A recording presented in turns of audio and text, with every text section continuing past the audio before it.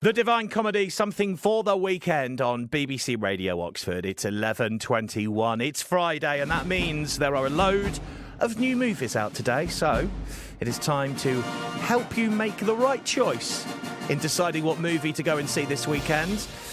Of course, one of the big ones we're going to be talking about is Barbie. But first, let me introduce you back to the show, our movie critic, Van Connor. Good morning, Van. How are you? Oh, good morning, Mr. Bull. I'm in pink. I'm ready to party, sir. It's Barbie weekend, baby. It is Barbie weekend. I made the mistake yesterday of Googling Barbie movie, and if you do that, your whole computer screen goes pink. Couldn't get rid of it. It depends on the site you type that into. I mean, there are certain sites you don't want to type Barbie into, trust me. Yeah, good point. This was just Google, thankfully. So we've got two movies to talk about. One of them, of course, is the big Barbie film. It's got an amazing cast. It's got Dua Lipa in it. She sang the title song for that as well. That's her new release. So we're going to get onto that in just a moment. Where do you want to start first then, Van? What's the first movie? Well, from blonde bimbo girls to blaxploitation satire, I'm going to take you to Netflix for their new release today, which is They Cloned Tyrone, which stars the triple header of Jamie Foxx, Tyrone Paris, and John Boyega, who I've got all the time in the world for. You know me, I love a bit of John Boyega.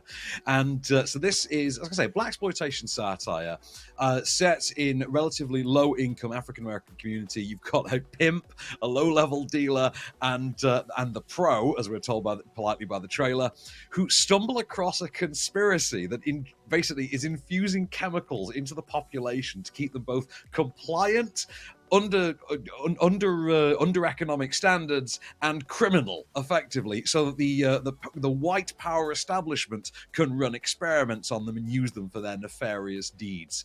It's actually really something. It's absolutely mental, but you know what? I'm going to let the clip set the tone rather nicely for you. You keep your pimp hand raised and be willing to protect the ones you love by any means necessary. I ain't scared. I'm a dope boy, remember? Excuse me, kind sir, but if you could point me to the elevator that leads down to the freaky laboratory, don't let the back door. I'll be out your atmosphere. Let's get it, man. And I'm guessing there's some serious messages from this movie, but at the same time, it does sound like it's got a nice sort of comedy side to it as well. Do you remember Attack the Block about 10 years ago? The British sort of sci-fi comedy by, I think it was Joe Cornish. And that actually starred John Boyega as well. This is kind of like Attack the Block meets Invasion of the Body Snatchers, but all through the prism of this kind of retro Black Dynamite style 70s blaxploitation homage. I loved it. I had a great time with it. It's a hoot. I mean, Jamie Foxx, as you can hear from that line delivery with the "I'll be out your atmosphere," like that's just line delivery of the year for me. That's an all-timer right there. That might be one of the best line deliveries of Jamie Foxx's entire career, and he doesn't lack for them, to be fair. For me, though, John Boyega having a starring role is always a cause to celebrate. I absolutely love John Boyega. I mean, he manages to be great in a movie as bad as Pacific Rim Uprising. That's how good John Boyega is. So this is on Netflix from today. It's the debut feature from writer-director Jewel Taylor. It's got some great visuals. It's really wonderful production design. Cinematography really fits the period that it's referring back to, even though it's clearly set in the present day, but it has that loving homage running through it. So say, if you like Attack the Block, Invasion of the Body Snatchers, and you want to see the halfway measure, look no further. It's called They Cloned Tyrone on Netflix today. Well, there you go. You don't even have to leave your sofa to go and watch that one this weekend. Right then, the biggie, Barbie. You went to the one of the film premieres over in the week. What was it like? What was it? Well, I mean, let's cut to the chase, shall we? I'll say the plot first. You might like this. So, I meant Barbie the premiere. Oh yeah, sorry. That was a great time. I had a ball. Yeah, I did see some pictures of you there. Absolutely wonderful. You got time. all dressed up for it as well, didn't you? I did see your pictures you posted on socials. I did. I'm not gonna lie. I am outfit recycling because it's the only pink suit that I own. I mean, I don't own that many pink suits. Okay, I tell a lie. I own two, but Well, still, that's two more than me. Yeah, exactly. But I'm a suit fiend, so suits and sneakers come in my bag. But yeah, the premiere was a great time. I had a ball. The lack of sugary cocktails, I thought that was a bit disheartening. But, I would have expected loads. I wanted some Cosmos and Woo Woos in the mix. I needed some like nice frothy pink cocktails. But so after much hype, the Barbie movie is here. Yes. Barbie world is a real world that exists outside of our own, and it's where the souls of our Barbie dolls in the real world kind of live and thrive. So we largely focus on this world through the prism of Margot Robbie's a so-called stereotypical Barbie. She's the normal Barbie. And when she starts exhibiting strange behavior, she realizes that something is going wrong with the child who's playing with her doll side in the real world. So she pops on to the real world, taking Ken involuntarily along for the ride. He is, of course, played by the inimitable Ryan Gosling, who, spoiler alert, steals this movie entirely.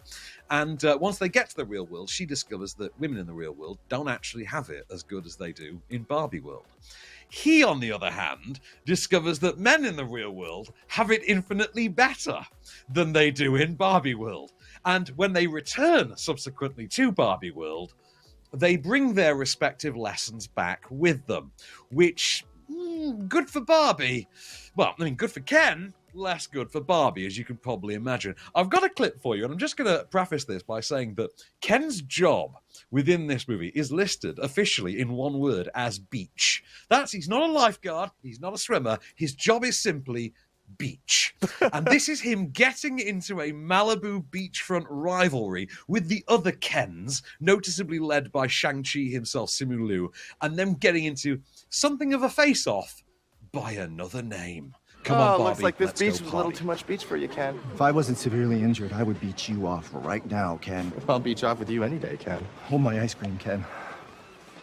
All right, Ken, you're on. Let's beach off. Anyone who wants to beach him off has to beach me off first. I will beach both of you off at the same time. But you don't even know how to beat yourself off. How are you going to beach both of us Of off? course I It know how doesn't to- make sense. Ken? You Why can't are even you beat getting yourself off. emotional? You're going to beach Come both on, of us off. beach. Nobody's going to beach anyone off. I mean, it surprises me how much I really, really want to see this movie. I would never have guessed it. You know, I'll tell you something. A mate of mine, one of the toughest men you'll ever meet in your life, works in a prison. That's how much of a badass he is. Has gone to take his wife and daughters to see this today, and thanks to me, is going dressed in pink to appease them.